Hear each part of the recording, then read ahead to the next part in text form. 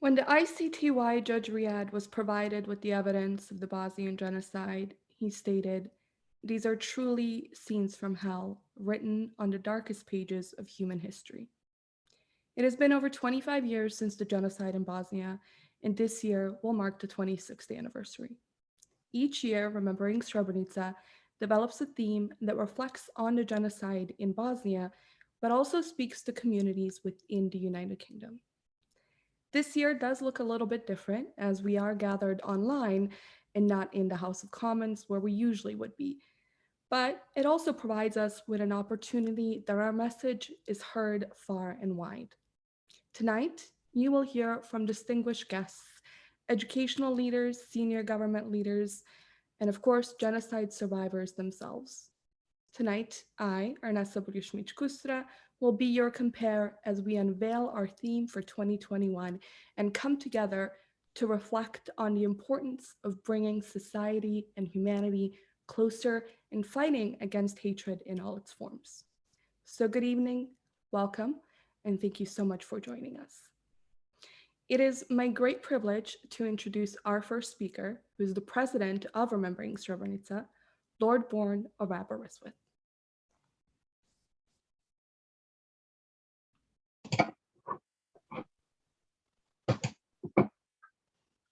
Arnessa, thank you so much. Friends, it's a great pleasure to welcome you this afternoon to the theme launch for Remembering Srebrenica for 2021. To welcome Lord Greenhalgh, Stephen Greenhalgh, the Minister in the Ministry of Housing, Communities and Local Government, which is our host department, I think via link. To welcome Zajko Komšić, Member of the Presidency of Bosnia-Herzegovina. To welcome, great welcome to Lisa Nandy, the Shadow Foreign Secretary, and to welcome Kirsty Williams, Member of the Senedd and Welsh Government Minister for Education. And on a personal note, it's really good of you to join us, Kirsty. Thank you for all Wales is doing alongside Abby Carter and Salim Kidwai. And to welcome my good friend Peter Osborne, Chair of Remembering Srebrenica Northern Ireland, who does so much for us in Northern Ireland, making massive efforts there. Friends, this has been an extraordinary and challenging year, but we rose to the challenge, delivering a vast commemorative programme 25 years after the dreadful genocide with thousands of online activities. Thank you to our vast team of enthusiastic, able and engaged volunteers in the nations of the United Kingdom and in the regions of England. Thank you. A big thank you too to our survivors, to the wonderful grace of the mothers of Srebrenica. And it's a pleasure that this evening we'll be hearing from survivors, from Elvia Klempic, from Alma Ganovich, from Amra Dawud, and then a poetry recitation from a second generation survivor, Leila Delic. Thank you to them all. I also thank Dr. Wakar Azmi, Wakar, our chairman of Remembering Srebrenica, whose strong and inspiring leadership and collegiate approach has been the mainspring of our effectiveness as he leads a superb professional team. A big thank you to you all. Thank you so much. Back to you, Arnessa. Thank you so much, Lord Bourne, for that warm welcome. To unveil and announce Remembering Srebrenica's theme for 2021 is Lord Greenhalgh, the Minister of State for MHCLG. We are grateful to Lord Greenhalgh for joining us tonight, as well as to the MHCLG for their continued support.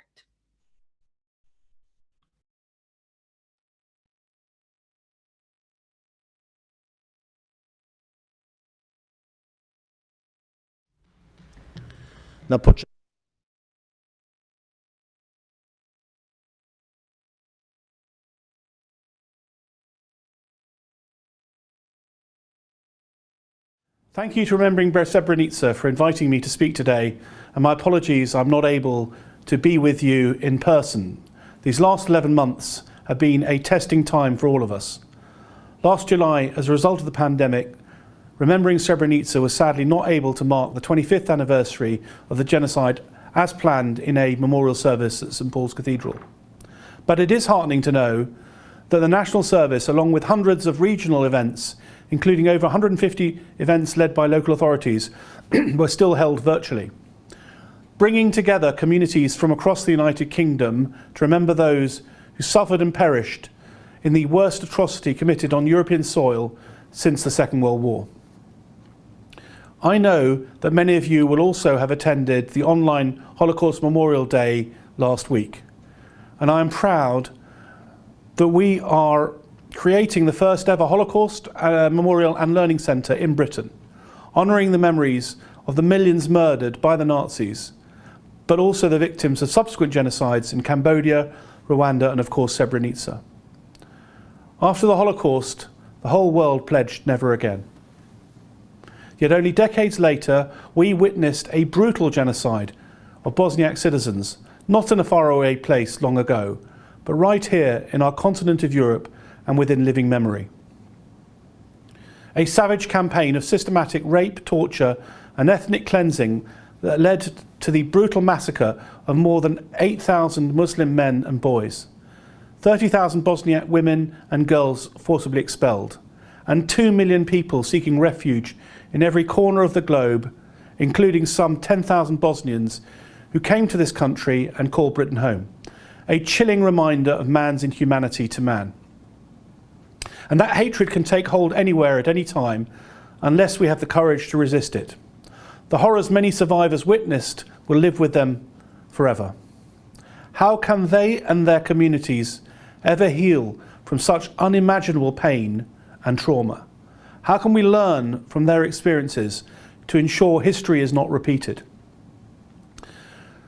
As Remembering Srebrenitza's theme for 2021, Rebuilding Lives, shows, we should be guided by their humbling example. Despite every adversity, the survivors have displayed immense strength and courage in not just rebuilding their own lives, but helping refugees from all around the world do the same, such as those supported by Bosnia House in Birmingham, to make new lives in the United Kingdom. The survivors have never sought revenge on their perpetrators of these heinous crimes, but focused their energies on the pursuit of justice, a critical factor in the process of healing and recovery. Others have spoken out against hatred and intolerance to educate future generations about the devastating consequences if prejudice is allowed to flourish unchecked. The best of humanity triumphing over the worst. The stigmatizing of refugees is sadly too often a part of our public discourse, where we can all learn so much from those who have demonstrated incredible resilience and fortitude in the face of immense challenges. Because education, allowing this and future generations to learn and understand the lessons of the past, is the best hope of ensuring that when we say never again, we mean it. COVID-19 has sadly made the need for that education clearer than ever. The pandemic has seen a surge in racist abuse, hate crime and conspiracy theories. And we only have to look at what is happening to the Uyghurs in China, a Muslim minority, to see chilling echoes of the past. That is why it is so important to engage and educate young people about the tragic events in Srebrenica, so that when the generation that has seen firsthand where prejudice can lead is no longer with us, the powerful lessons they have brought us can live on. The most powerful of which must be eternal vigilance. We must and cannot let our guards down. We all have obligations to call out hatred, bigotry, persecution wherever we find it, and confront it head on. I applaud Remembering Srebrenica's network of over 1,400 community champions for doing just that, educating new generations about the dangers of hatred and discrimination, and bringing together different communities to combat intolerance wherever it arises. Thank you for doing everything that you do. Thank you also to Waka Azmi for his leadership, and to Lord Bourne, President of Remembering Srebrenica, for the vital work that he does in commemorating the victims of genocide, both now and previously as my predecessor as Faith and Communities Minister. To everyone at the regional and national level of Remembering Srebrenica, for your tireless efforts to shine a light on that darkest of hours. So today, separated by the pandemic, but united in purpose, let us recommit to that mission, to honour the men, women and children of Srebrenica, to learn the lessons once and for all from what happened, and to all play our part to ensure that the best of who we are prevails. Thank you. Thank you very much to Lord Greenhalgh for those important words. Absolutely, each of us have a duty to ensure that the past and its horrors are not forgotten. Tonight's keynote speech comes to us all the way from Sarajevo, Bosnia.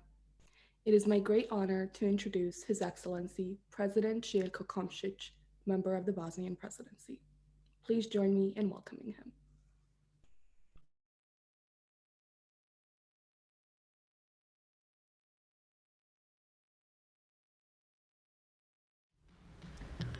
Na početku želim vas sve srdačno pozdraviti i zahvaliti se na pozivu da učestvujem u današnjem događaju. Također se želim posebno zahvaliti organizaciji sjećanja na Srebrenicu, čiji je doprinos Bosni i Hercegovini i očuvanju istine nemjerljiv. U Bosni i Hercegovini je prije 2,5 decenije počinjen genocid. Danas nas interpretacije zločinaca, njihovih mentora i podstrekača počinjenog genocida konačno više ne zanimaju. Istina je utvrđena i presudama međunarodnih sudova. Ne postoji primjerena kazna za zločine koji su počinjeni. Ni dugogodišnje kazne zatvorom, ni javna osuda zločinačke ideologije od strane civiliziranog dijela svijeta za njih nisu primjerena kazna. Najveća kazna su im oni koji su preživjeli genocid, kao i sama istina koja će sve nadživjeti. 2,5 decenije poslije izrasla je jedna potpuno nova generacija Bosanaca i Hercegovaca u Bosni i Hercegovini, a i u svijetu. Generacija koja ne samo da ne zaboravlja ono što je njima i njihovim sugrađanima učinjeno, nego čini izuzetne napore da glas žrtava ne utihne, da istina o počinjenom bude neupitna. Zločinci su, baš poput nacista, čineći genocid, vjerovali u potpuni trijumf zla, kao da nisu bili u stanju ni pretpostaviti da će im iko izmaći i da će iko sutra pred licem svijeta moći svjedočiti o zločinu. Čemu pak danas svjedočimo? Svjedočimo tome da politike u ime kojih je genocid počinjen, čak i kada bi to nekada i željele, kada bi im to možda i moglo biti politički korisno, ne mogu da kontrolišu mržnju koju su davno posijali kod svojih pristalica. Veličanje genocida nametnuli su kao obrazac društvenog ponašanja. Međutim, mi više ne živimo onu 1995. godinu. Danas se sve vidi, čuje i što je najvažnije pamti. Svaki novi poziv na genocid i svako novo veličanje genocida ne ostaje neprimijećeno, niti u Bosni i Hercegovini, niti u svijetu. O njemu su upoznati i Elvir iz Srebrenice koji danas radi u Sjedinjenim Američkim Državama, kao i Alma iz Sarajeva i Amra iz Foče koje danas žive u Velikoj Britaniji. Oni pripadaju generaciji mladih Bosanaca i Hercegovaca koji od zločinaca ne traži nikakva izvinjenja, nego su okrenuti žrtvama i prevenciji eventualno novog zla. Raduje me što su mnogi naši sugrađani u procesu obnove vlastitog života nakon preživljenog genocida diljem svijeta pokazali svoju sposobnost i ostvarili saradnju sa institucijama naših prijateljskih zemalja. Na njih možemo biti posebno ponosni, jer neprijatelji naše države najviše strahuju od istine, a istinu, kao što vidimo, ima ko da govori. Već sam to negdje rekao, ali ponovit ću opet. Ako iko u Bosni i Hercegovini zaslužan zato što 25 godina poslije potpisivanja Daytonskog sporazuma imamo mir i državu, ne idealnu, ali ipak našu, onda su to žrtve koje su tražeći istinu i pravdu pozivale na mir, a ne na sukobe i osvete. Niko od Bosanaca i Hercegovaca u svijetu danas ne poziva na osvetu. Svi oni koji su angažirani na čuvanju sjećanja na genocid pozivaju se na mir i govore istinu onome što se dogodilo.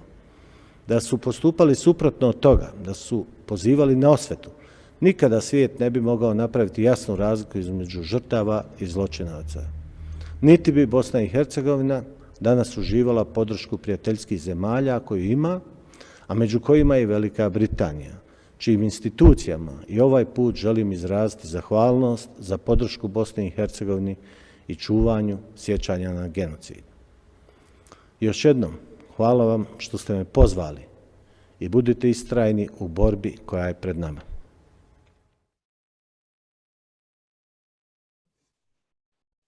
Thank you, President Komšić, for your continued support and for those important words and reminders of the importance of standing together against denialism and hatred. That we are alive, that we have rebuilt our lives, and that we have chosen love instead of hatred is the biggest act of resistance to genocide that our community has accomplished. And I'm very proud to stand in solidarity with us, with our community. Remembering Srebrenica United Kingdom is privileged to be supported by all parties across the political spectrum and across the 4 nations within the UK. Joining us tonight is Shadow Foreign Secretary Lisa Nandy. Please join me in welcoming her. Today we remember the victims and survivors of the genocide in Srebrenica. This was a massacre that will forever haunt the history, not just of the United Nations, as Kofi Annan acknowledged, but of the world. Years ago, I read the account of a survivor who said, "It scars you in a way that cannot be communicated in words." So to those survivors who are bearing witness for us today, that you have the courage to try is a blessing that allows us collectively to confront one of the darkest moments in Europe's recent past and to strengthen our resolve to ensure it never happens again. We couldn't do this without remembering Srebrenica. Those words I read years ago that have stayed with me for so long were brought to me and to countless others through the tireless work that they do to publish testimony, to bear witness, to ensure that we do not forget the victims and the survivors of that atrocity. And to the 10,000 Bosnians who've made the UK their home and have done so much for our country, on this, of all days, I want to reach out and offer you the hand of friendship. Last year, we marked 25 years since Srebrenica, and this year also feels particularly poignant. In recent years, we've seen divisions emerge within Britain, divisions between us and our closest neighbours, divisions between global superpowers that have set us against one another and so often cost us the ability to understand one another. So this year we come together not just to remember, but to look forwards, to turn the page on a divisive era. And as we face the threat of COVID-19 together, which has ripped apart lives and families in every community and every country in the world, we must stand together in global solidarity. The Director General of the World Health Organization says the biggest threat we face is not the virus itself, but the lack of solidarity globally and locally, and we must listen.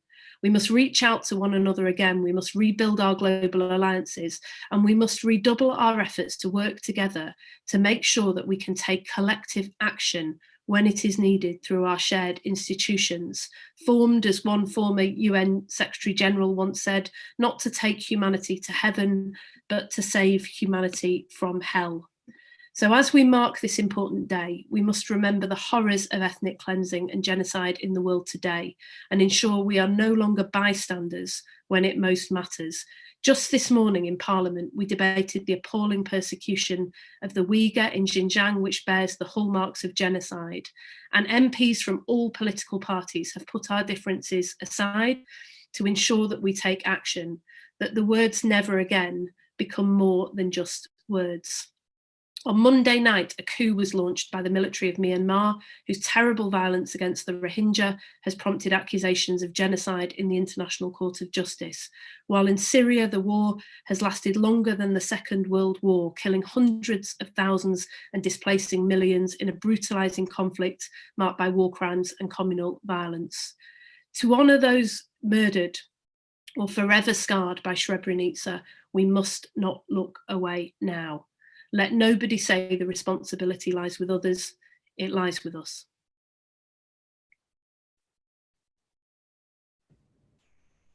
Thank you, Lisa, for those really powerful words, as well as for your commitment and support for not just remembering Srebrenica, but for genocide education, as well as the importance of speaking out, standing together, and being united in our global fight against hatred and prejudice and racism in all its forms. It is my great privilege to introduce our next speaker. The Welsh Government Education Minister, Kirsty Williams.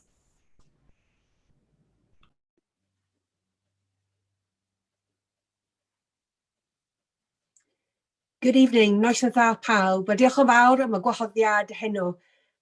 Good evening to everybody, and thank you so much for the invitation to join you this evening. It's a wonderful opportunity for me to be able to speak with you at the launch of the Rebuilding Lives theme, and to reconnect with my friend and colleague Lord Bourne, and to pay tribute to Abby Carter and her colleagues here in Wales for everything that they do in organising events and activities to remember Srebrenica. Because we need to remember that this is not ancient history. It's an event which took place here in Europe that is still in living memory, in my living memory, and a reminder to us all that genocide isn't something that happens somewhere else. I, and indeed everyone in Wales, remains hugely grateful to the survivors who share their personal experiences of this dark period of our history. And once again, we will be hearing their powerful testimony directly this evening. And Srebrenica is a stark reminder of what can happen when hate and prejudice goes unchallenged. We, all of us, must stand against hatred and division in our communities, wherever and whenever it happens. Now, I believe as the Minister for Education, and indeed as a mother, that children and young people need to understand the reasons behind Srebrenica and the consequences of dehumanizing sections of our society. And the Welsh Government is keen to ensure that the history and the events of Srebrenica continue to be remembered in Wales, in our schools, and that children and young people have the opportunity to learn about them, to learn the lessons of that terrible tragedy, that terrible crime, and so that they can stand up whenever they see things that they know that need to be challenged. Now, in the current school curriculum here in Wales, we already have the flexibility for teachers to choose detailed topics that balance the local, the Welsh, the British, and the international dimensions of our histories. And it is a new opportunity that is presented to us as we develop our new curriculum here in Wales. Our curriculum reforms seek to ensure that all learners become ethical, informed citizens who are ready to be citizens of Wales and of the world. It is one of the key 4 purposes of our new curriculum that will be rolled out in September 2022. And to support the teaching of the curriculum, a wide range of resources are available for use by schools and learners on our digital learning platform. I am so pleased that Remembering Srebrenica Wales have developed a specific challenge for our Welsh Baccalaureate qualification, which will be launched later this spring. The Welsh Baccalaureate helps learners to prepare for their futures by developing skills, attributes, and behaviours that are valued by higher education as well as employers. The emphasis is on applied learning, acquiring and applying a range of transferable skills. It provides learners with opportunities to develop their knowledge and understanding of society, the communities in which they live, and an awareness of global issues, events, and perspectives, and an understanding of the world and the place of Wales within it. Along with the knowledge and values that they gain from learning about these global issues, learners will develop skills which will give them the ability and, crucially, the confidence to be proactive in making a positive difference in their communities and across our nation. The work that Remembering Srebrenica Wales have undertaken to create a challenge for the Welsh Baccalaureate has also motivated a subgroup within the Welsh Board to create a new Youth Ambassador programme to encourage 16 to 25-year-olds across Wales with a passion for social justice to be proactively involved in the outreach, fundraising, and dissemination of activities of Remembering Srebrenica Wales. The programme will train and empower successful candidates to use key employability skills such as communications, social media management, fundraising, outreach, and events management. And for the fundraising element of the programme, the 2 strongest campaigns will be honoured at the 2021 Wales National Memorial. A pilot of the programme will run from February to July of this year and within the universities of Wales. And if it's successful, and I'm sure that it will be, it'll be rolled out to colleges and schools in the next academic year. I want to wish that programme every success and to thank once again Abby and her colleagues and all the activities in Wales and being such willing and able partners to work alongside the Welsh Government. Diolch yn fawr. Thank you.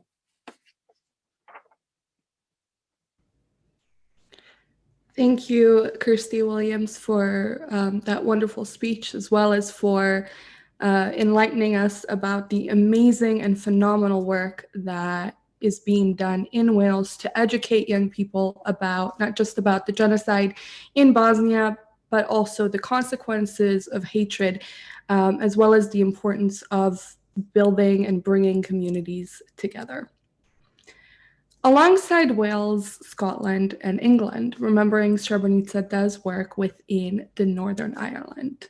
We are very proud to have 3 country boards and 7 regional boards, all who do amazing and phenomenal work. Here to talk about the impact that genocide education is having in Northern Ireland is Peter Osborne, Chair of Remembering Srebrenica Northern Ireland. Thank you so much, Arnesa, and thank you also for the invitation to speak this evening. I think it's a great credit to Wakar and to the very small team there is in Remembering Srebrenica that every year you put on so many activities, stimulate and facilitate so many events across the United Kingdom and Ireland, and for such a small team, you really do achieve tremendous output. There are so many things about Bosnia-Herzegovina that resonate with us in Northern Ireland, which is why the work of Remembering Srebrenica is always so interesting and very relevant in the ebb and flow of building relationships and building the peace in a place like Northern Ireland. And hopefully, over months and years to come, we can even further develop the relationship between people, organisations and agencies here in Northern Ireland, as well as in Bosnia. Remembering Srebrenica in the last year or so has undertaken a number of activities in Northern Ireland, and running through all of those activities like a piece of Portrush rock is the theme of rebuilding lives and rebuilding communities. The Mid-East Antrim Borough Council Young Leaders Programme, supported by the Council and funded by the EU Peace Programme, has already had 20 young people, young leaders, undertake a journey through residential and workshops and a visit to Bosnia and Srebrenica to teach them the lessons of Srebrenica and the importance of challenging hate. A further 20 of those young leaders are waiting for the pandemic to subside so that they can undertake that journey themselves. I'm delighted to say that in March, just before lockdown, through Belfast City Council and the Executive Office, we also were able to facilitate a visit by the president of the Mothers of Srebrenica, Manira Sibacic, to Belfast, along with Elmida Kulisic. And over the course of the week, they spoke to hundreds of people in a range of events, again, helping people understand the lessons of Srebrenica. But possibly one of the most impactful parts of that visit was when Manira visited one of our many peace walls, 50-foot high walls in the city and other parts of Northern Ireland that keep people apart simply because they come from different backgrounds and different faiths. Manira, with all that she has been through, losing so many families and family members in the genocide, was visibly moved by the fact that something like that kept people apart. And it helped us understand here in Northern Ireland just how abnormal some parts of living here is. I'm also delighted that in July, we had 6 of our political parties agree, and they don't always agree here, to plant a tree in the Stormont Estate, the home of government, to commemorate the 25th anniversary of the genocide. And while the 3 government ministers in the Northern Ireland Power Sharing Executive who planted the tree were making their speeches at that event, they couldn't help, I think, reflect on the importance of what they were saying for issues here in Northern Ireland as they talked about legacy and victims issues in Bosnia-Herzegovina. On the 25th anniversary of the Dayton Peace Accord, along with Remembering Srebrenica staff, we organised a webinar on Dayton and the Good Friday Agreement.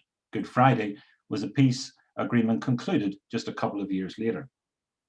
The webinar looked at those peace deals and asked, have they sufficiently built the peace? And as the common discussion went forward, it was very clear that the issues now and for the future were so very similar in Bosnia, just as they are in Northern Ireland. And only last week, along with Ards and North Down Borough Council and the Executive Office, we were able to facilitate a week-long series of conversations about Holocaust and Srebrenica. Those personal testimonies, one a week throughout the week, on the Holocaust, on Darfur, Cambodia, Rwanda, and of course in Srebrenica, were incredibly powerful and compelling. And the nearly 400 people who took part in the feedback afterwards demonstrated how compelling they were and how relevant they were for today. Like Bosnia, in Northern Ireland, we have a conflicted shared past that is a burden to our shared present and threatens our shared future. It's not a question of whether we have a shared future here. The fact is we will have. That's inevitable. What isn't inevitable is what that shared future looks like. And the challenge is whether we can turn around to make sure that we don't have a repetition of the past, to make sure our shared future is welcoming, inclusive, rainbow-inspired, a peaceful 21st century Northern Ireland. And I suspect those same challenges exist in Bosnia. Central to that is relational change, because that is a key part of the reconciliation process. And a core part of that is rebuilding lives, rebuilding communities, rebuilding societies, because where relationships have been fractured, they need healed, and where trust is broken, it needs mended. Reconciliation is about relationship, and relationship is founded on rebuilding after conflict. After our conflict, it was important that we dismantle the physical infrastructure of violence. And we did that very successfully over the course of just 2 or 3 years.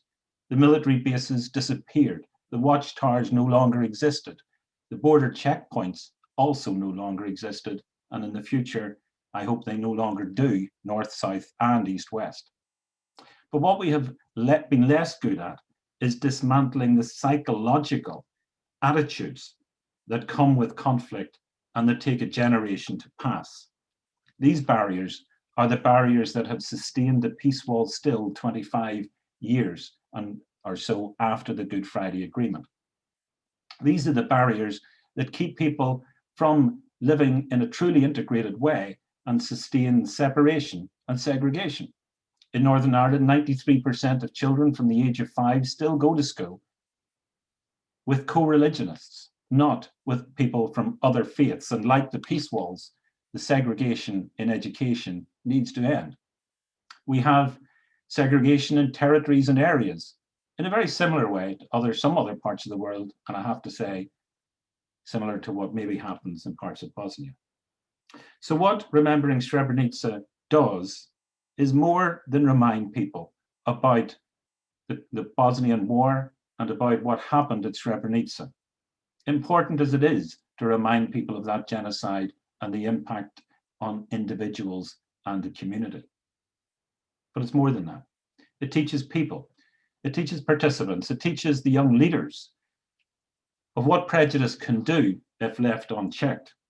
And in so doing, stimulates those difficult conversations and different behaviors that help people question and challenge segregation and prejudice. Rebuilding lives is about people, it's about victims, it's about families, and it's about communities and societies. But it's more than that too. It's about rebuilding people's faith in and understanding of what that shared future might be and can be. And most importantly, it reminds people how they can shape it. So every good wish to all of the work that lies ahead for those people across the UK and Ireland who will be undertaking it. Thanks again to the Remembering Srebrenica team. And thanks again for inviting us to be part of this launch. Thank you so much, Peter, for that phenomenal speech. The things that divide us are never as strong as the things that bring us together. And I'm sure that in the future, both in Northern Ireland and within Bosnia, we will see more cohesion, more unity, and more togetherness. As we begin our journey into the year 2021 and launch the theme of rebuilding lives, we wanted to take a moment to reflect on this past year. 2020 was a year of great difficulties for so many of us. For genocide survivors in Bosnia and around the world, the fact that 2020 marked the 25th anniversary of the genocide made it even more so difficult. Despite the difficulties and the darkness of this year, so many people within the UK and around the world remained committed to remembering the victims of the Bosnian genocide and honoring the survivors too. Whether online or in a socially distanced manner, our team, our board members, our community champions, our staff, and members of the government at every level came together to reflect, to remember, and to ensure that the past is not repeated. Please join us in taking a look at Remembering Srebrenica's year in review.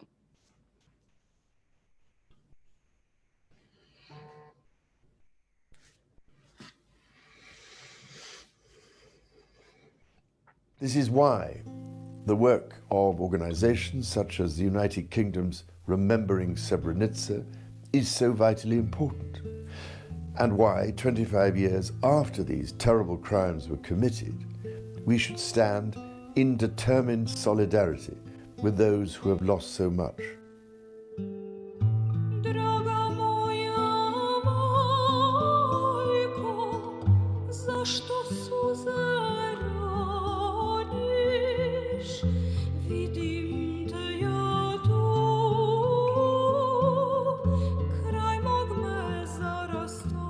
I believe my generation has a greater responsibility to actively learn about these past atrocities.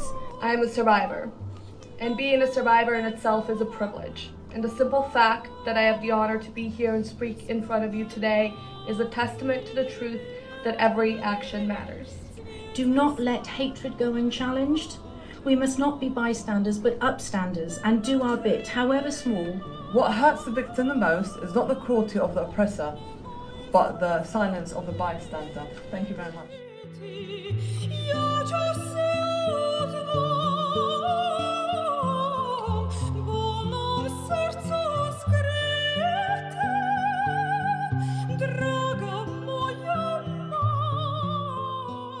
Ubijeno 22 člana moje uže familije i preko 200 familije rodbine moga muža i moje familije. I was only 7 years old when my hometown of Kozarec was attacked, and it was completely demolished within a couple of days, and everything that we had was completely demolished.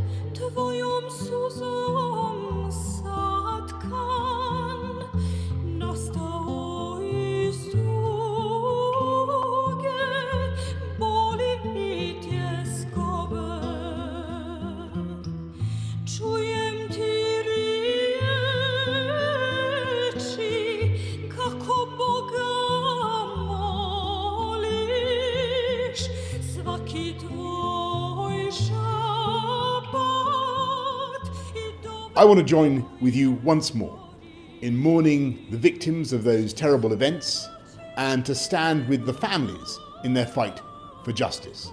July 11th is so much more than just the dark time in Bosnia's past. It is also a bracing reminder of the terrible cost to all of us when we turn our backs on our shared humanity.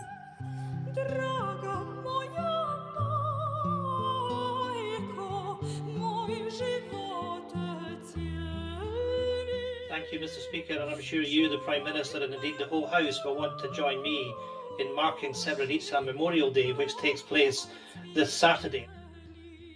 25 years on, the survivors and eyewitnesses who speak of the genocide risk being unheard.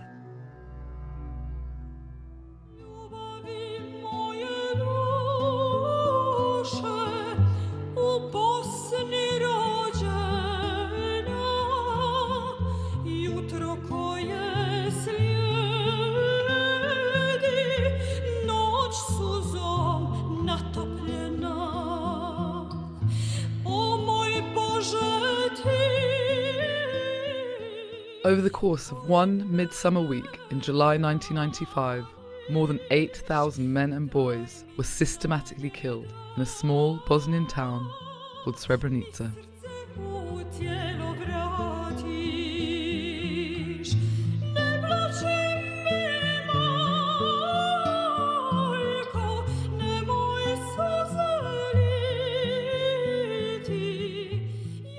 I'm thinking today of the mothers of Srebrenica and all of the other survivors whose husbands, brothers, and sons were murdered in the genocide 25 years ago.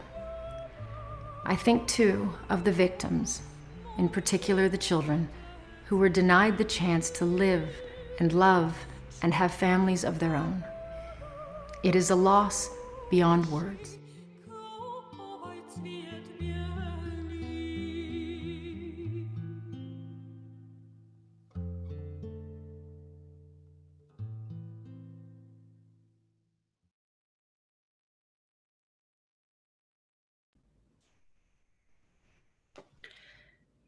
Last year's theme was Every Action Matters, and throughout the year, so many of you came together to actually show us the impact that every single action has. This year's theme, however, asks the question, how do we rebuild? How do we heal? And what do we do to ensure that the horrors of the past do not repeat? Behind everything that Remembering Srebrenica does stand our brave genocide survivors, who with compassion and bravery lead the way in speaking truth to power. While each of their stories is different and unique, all of us find ourselves a little bit in them. Being a refugee and being a survivor both come with a heavy load and a sense of responsibility. The responsibility to lead with compassion, to represent our community, and to teach about our past so that others may learn from it. Tonight, it is my great honor and privilege to introduce our genocide survivors, people who have lost everything and yet rebuilt their lives and impacted the world for the better. Our next speaker survived the genocide in Srebrenica and went on to become an aide to now President Biden and the director for ethnic engagement for the Biden campaign. It's my great honor to introduce you to Alma Ganovich. Thank you so much, Ernesta. For as long as I've known you, you've been an exemplary advocate and role model for others. Thank you so much for having me today. It's a pleasure to be part of such an honorable panel. I'd also like to applaud Remembering Srebrenica for its continuous advocacy, bringing attention to not only the Srebrenica genocide, but the genocide that was committed throughout Bosnia and Herzegovina. Your work exemplifies effective means to combating genocide denial and the attempted revision of history. You have given a voice to genocide survivors, and I thank you for that. My name is Elvira Klimpic, and I'm currently based in Washington, D.C. My family and I have been living in the U.S. for 20 years now. I was 9 when we first arrived. Before then, home to me was the area of Vlasenca. This is where my family has traced its lineage for as long as we can remember. However, This link was broken in the early 90s, when in my home, thousands of Bosniaks and non-Serbs were ethnically cleansed and targeted for extermination. My family had just finished building a new house, but it was burned to the ground. The smolders of this home and the memorial that my family built on the land are a constant reminder that destroyed property we can replace, but people we cannot. We cannot bring back the over 8,372 people who were brutally murdered because of their ethnicity, but we can ensure that they are remembered. We will remember them and what happened to them, and we will continue to teach others what hatred can bring.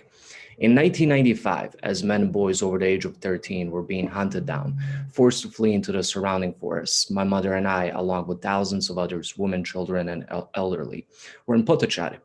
We were placed in trucks and buses to be transported out, prepared to be driven out of the only place we knew as home. I remember an elderly man being hid under a blanket. I didn't know why at the time, but now I do. He was kept under a blanket so Serb soldiers wouldn't spot him. If they did, he'd face the same fate as both of my grandfathers and thousands of others. After driving for what had seemed like days, not knowing what would happen to us, we arrived in the Tuzla region. My mother and I spent time in a refugee camp. Here, we waited day after day for the arrival of the men in our family. On the 17th day, my father had arrived, barefoot, skin and bones. He had looked what would most resemble a caveman. He had traveled on foot from the Srebrenica region, hunted down every day to be executed. We were one of the lucky ones. Our immediate family was at least together. Others did not bear the same fate. When we had applied to come to the United States, being admitted, we eventually set out in a world unknown and arrived in the state of Iowa in 2001. As we began our new lives in a country with new people, the experiences from Bosnia forever stayed with us. It is taught and talked about on a daily basis. Each year we'd hear about the remains of a different relative being discovered. The childhood of a refugee is filled with challenges other children don't face. You simply don't get to grow up the same way. You learn early on of societal issues, discrimination. You become the translator, the bill payer. Because when your parents don't speak English, you do everything you can to help. And so their problems become your problems. When your parents navigate jobs, sometimes multiple jobs at the same time, a huge weight is put on your shoulders. Sacrifices are made, and your aim becomes one to try and give back to your family. To show that we are not just a prosecutor people, but we can do things, big things, and we can help others. As refugees and genocide survivors, we become the first line of defense against hatred. It was hatred that enabled our prosecution. It was because of hatred that we are now considered to be part of the diaspora. We owe it to the millions of people around the world who are murdered every day because of the way they look, speak, pray. We owe it to them to speak up and never stop fighting for a more equal and freer world. If we let up, never again will surely become again. When I first arrived in Washington, D.C. and put on my suit for my first day, I was reminded that the remains of my grandfathers were discovered in 3 different mass graves. As we rebuild lives, we must not forget that we stand on the shoulders of giants. They've paved the way for us to rebuild our lives, for it to be just a little easier. We can all do more. Small actions through consistency can have a profound impact. So I encourage all of you to do as much as you can, and I thank you for all the work that you have been doing. Arnesa and Remembering Cerbernitza, I thank you again for giving me the opportunity to join you today. Thank you so much, Elvir. I know I've heard your story many times in the past, but it's always humbling to hear from survivors such as yourself. And genuinely, you are somebody who makes our community very, very proud with the work that you've been doing. So thank you so much. We are so glad to have had you. Alma Ganovich survived the siege of Sarajevo and managed to rebuild her life despite the harrowing experience she survived. Today, she is the chair of the West Midlands Board for Remembering Srebrenica, as well as the Director of Marketing and Customer Service at South and City College, Birmingham. Here to tell us her story of the importance of rebuilding a life is Alma.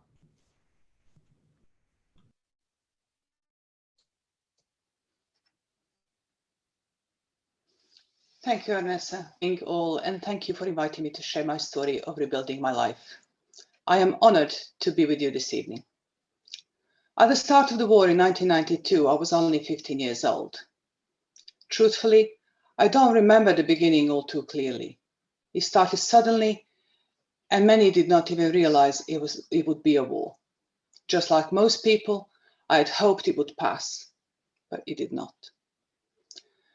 My life before the war was quite normal and average, and if I described it, it would probably sound a lot like your lives in the UK today. I lived in Sarajevo with my parents and my younger brother. My dad, a Bosnian Muslim, and my mom, a Christian Orthodox from Macedonia, brought me up as an atheist. In school, I sat next to a Catholic girl, my best friend was Muslim, and my next door neighbor was a Serb. Together we lived in peace, and I was quite proud and happy to live in such a multicultural society. But once the war came, everything changed. Overnight, my normal and average life was no more. I went from being a typical teenager doing schoolwork and hanging out with friends to suddenly seeing friends flee the city and schools closed due to the barricades. The multicultural city I once loved turned into a war zone where people would be targeted and killed for their identities. There was no way to prepare for the war and the difficulty of the siege. We became cut off from the world and we lost everything. We had no food, electricity, no water, no public transport, and no safety either. The simple basics many people enjoy throughout our world today, we were forced to go without. We ate nettles and dandelions. We chopped wood in local parks to keep warm. We fetched water at night to hide from the snipers, which specifically targeted civilians. I went to school in a local cellar, attempting to study from the notes we took in class, have books. Our life became a daily fight for survival.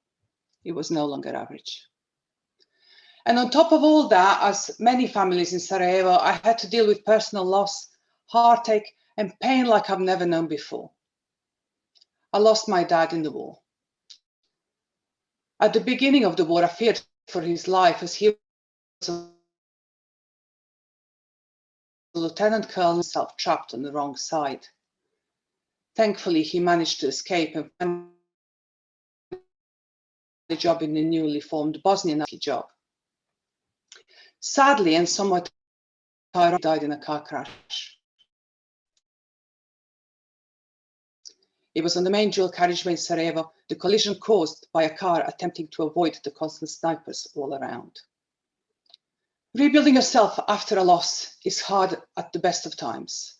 I cannot begin to describe the difficulty of it when you're in the midst of a war zone, subjected to daily bombings, shellings, and sniper attacks. Tragedy continued to follow us when in the summer of '93, during a supposed ceasefire, my brother was gravely injured when a mortar fell right in front of him. He was only 11 years old and was simply trying to play with his friends in what little respite they could get. Whilst my brother survived, many of his friends did not. They were all just innocent children. And because of the gravity of his injuries, my brother was able to be evacuated from Sarajevo to the UK for medical treatment. We were given less than 20 hours to pack and say our goodbyes to our entire lives. Needless to say, we never returned home for good. Instead, after my brother recovered at the Birmingham Children's Hospital, we began to rebuild our lives here in Birmingham. We started school, focused on learning English, and I became committed to ensuring I would leave a positive impact on my community and society.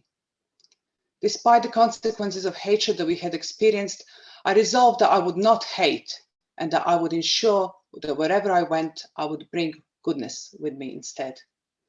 Because hatred, when left unchecked, can destroy lives, communities, and a country as multicultural as Bosnia was. But I was lucky to survive it, and I remain grateful that I have been able to rebuild my life in the UK, unlike so many others who were not able to do so.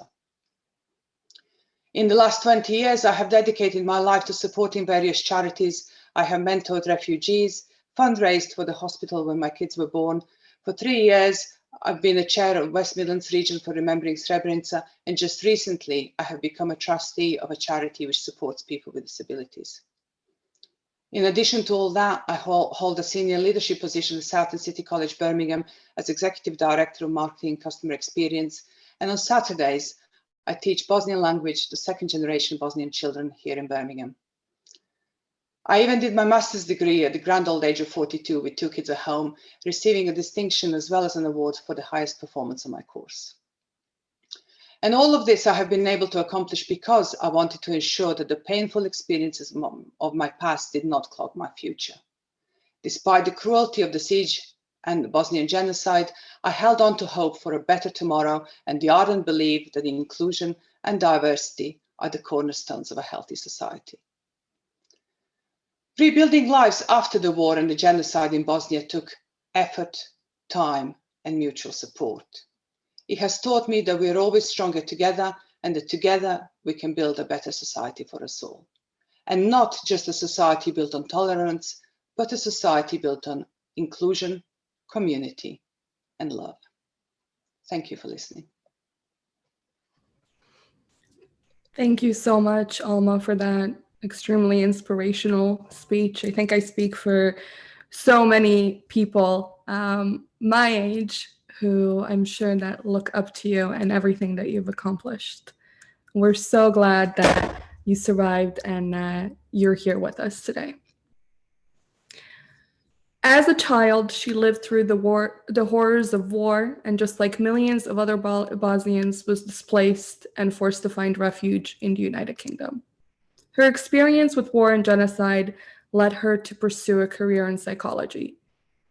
She obtained a degree in psychology and criminal justice, as well as a master's degree in forensic psychology. And today, she is the national lead for domestic abuse in the Richmond Fellowship and continues to work closely to provide mental health services to children and women dealing with trauma. Please welcome our next speaker, Amra Dawud.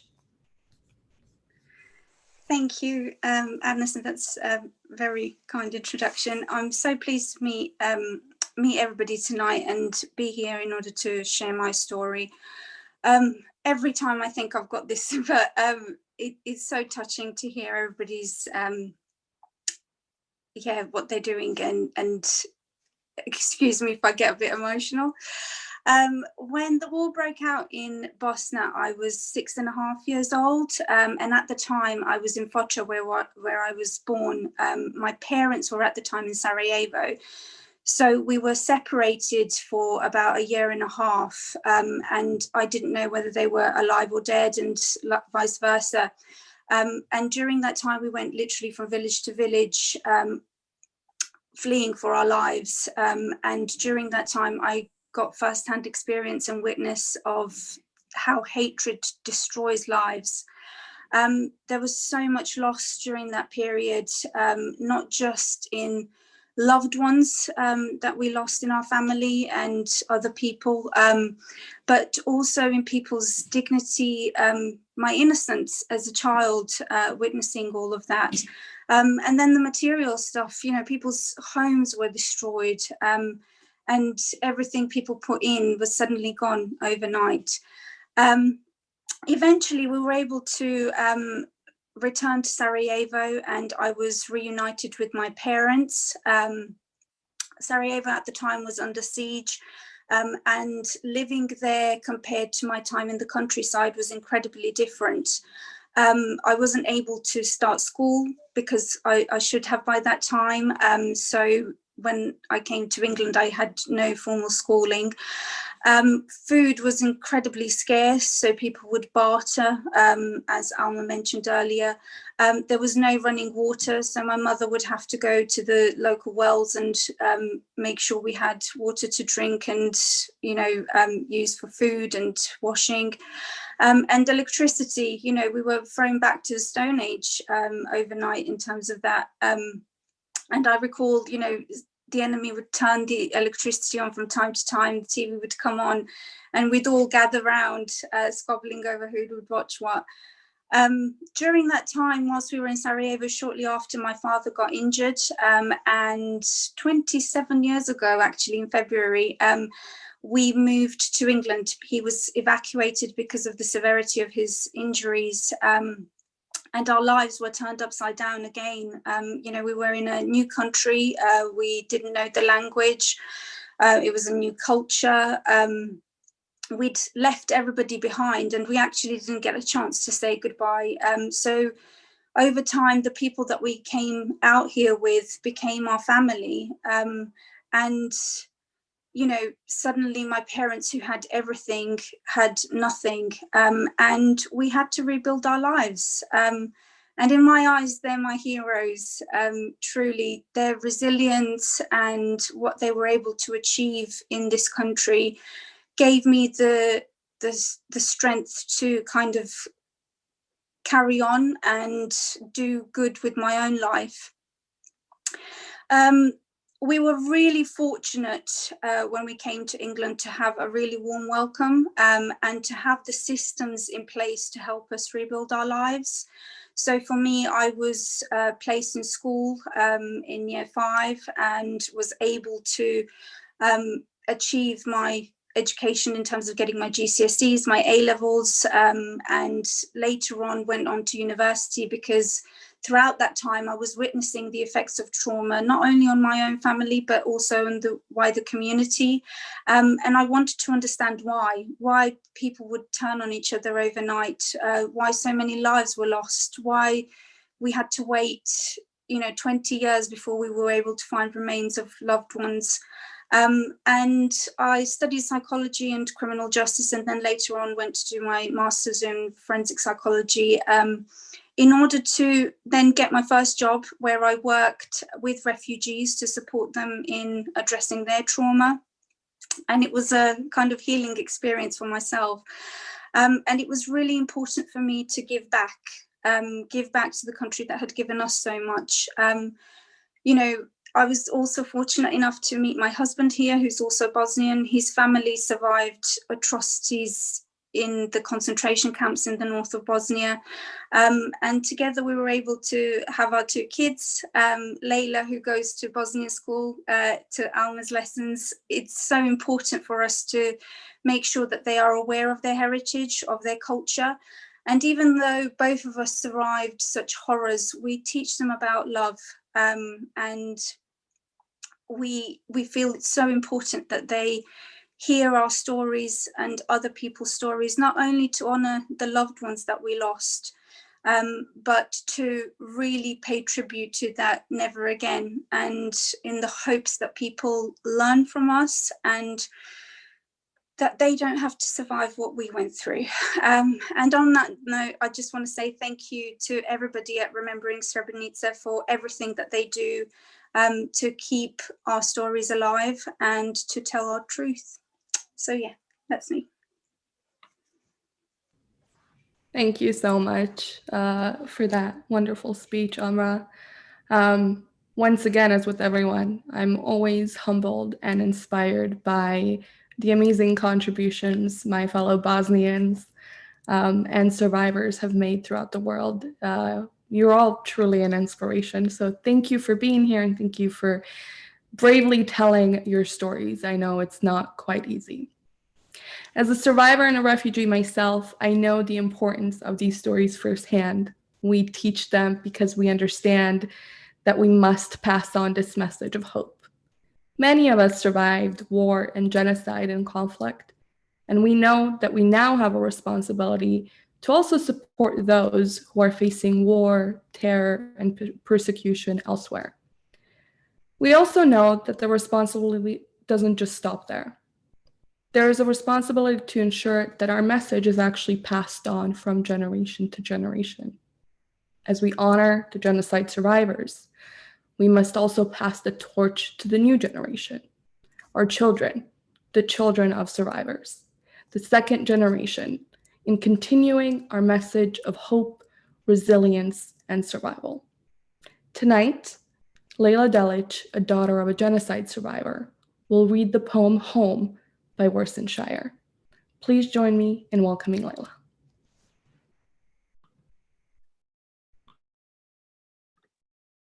Good evening. Thank you for inviting me to join you all in launching a theme for Srebrenica Memorial Week. I'm Layla Delic, and I'm a second-generation survivor of the genocide in Srebrenica. My dad actually survived the death march, and tonight I'm honored to stand here before you all and recite Worcestershire's poem, Home. May we never forget the horrors endured by those who were displaced due to war, genocide, and ongoing conflict.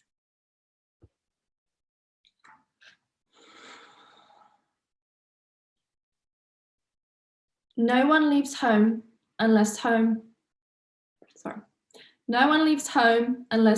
the mouth of a shark. You only run for the border when you see the whole city running as well. Your neighbors running faster than you, breath bloody in their throats.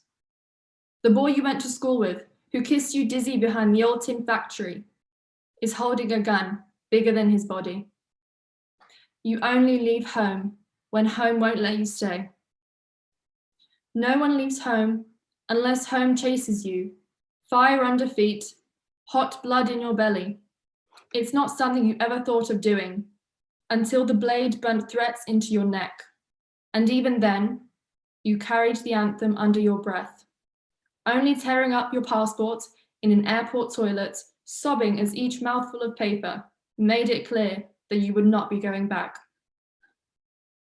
You have to understand that no one puts their children in a boat unless the water is safer than the land. Sorry.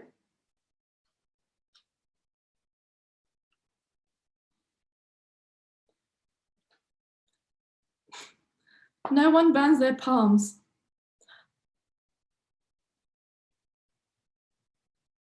No one burns their palms under trains, beneath carriages. No one spends days and nights in the stomach of a truck, feeding on newspaper, unless the miles traveled meant something more than the journey. No one crawls under fences. No one wants to be beaten, pitied. No one chooses refugee camps or strip searches where your body's left aching, or prison, because prison is safer than a city of fire. And one prison guard in the night is better than a truckload of men who look like your father. No one could take it. No one could stomach it. No one's skin would be tough enough. I want to go home, but home is the mouth of a shark. Home is the barrel of the gun. And no one would leave home unless home chased you to the shore.